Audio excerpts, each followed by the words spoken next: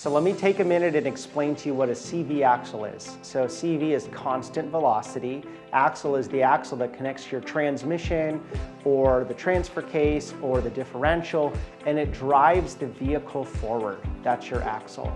So it has a constant velocity joint that's covered in a rubber boot, and that rubber boot contains some ball bearings and it contains grease, and it keeps that all inside that axle, keeps it well lubricated.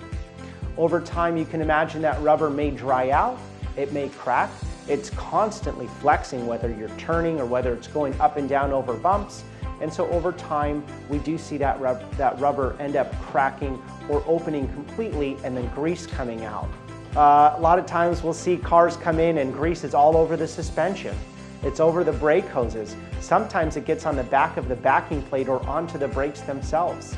So you might get a smell. You might have potentially an issue where grease is on the brakes. It's not going to slow down as much as you think it should.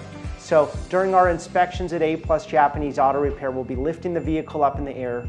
We check your inner CV axle boot, your outer CV axle boot. We look for signs of cracking, leaking, maybe the clamp loosening up. Those are all part of our inspection. So every about 5,000 miles when it's in here, we'll take a look at that and we'll give you pictures if there's an issue, or we'll let you know that, hey, still okay at this time. Let's go ahead and keep an eye on it for the future.